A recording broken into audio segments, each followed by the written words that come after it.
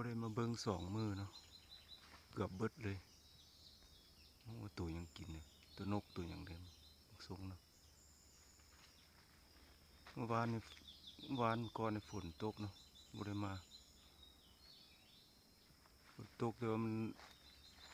ตกตอนสวยแล้วมันเปียกแล้วบ่มาเบิ่งเบิดเลยเบิ่งตอนเช้านะมื้อนี้เนาะ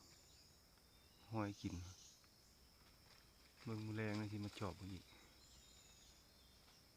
โอ้มีห้อยกินหลายเบิ่งห้อยตีนมันเนาะมีห้อยตัวยังขึ้นนะ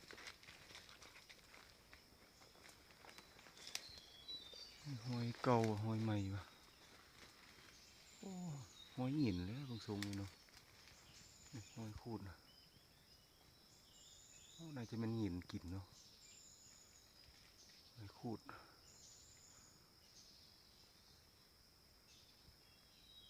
โอ้แมลงนี่มากันเลยแมลงห้อยคูดเป็นห้อยหินเนาะ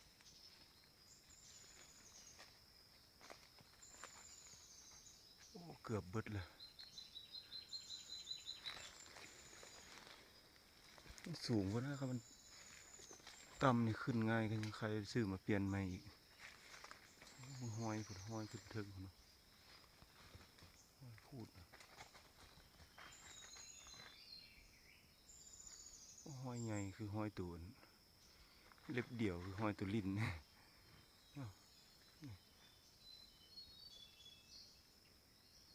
ตัวนกน้อยนะมากินกล้วยนะไม่ลองไปนั่งมึงจะบึดเนาะ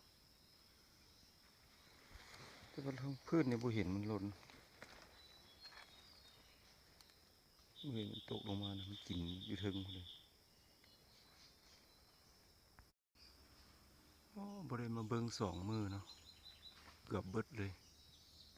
โอ้ตัวยังกินเนี่ยตัวนกตัวยังเดิมสูงเนาะเมื่อวานนี่วานก่อนในฝนตกเนาะบ่ได้มา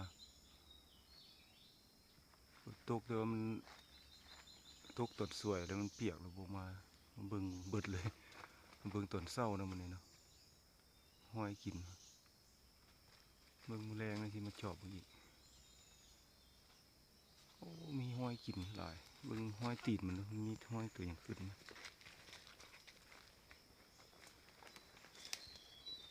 ห้อยเก่าห้อยใหม่วะโอ้ห้อยหินแล้วบางทรงเลยเนาะห้อยคูดนะโอ้น่าจะเป็นหินกินเนาะห้อยคูด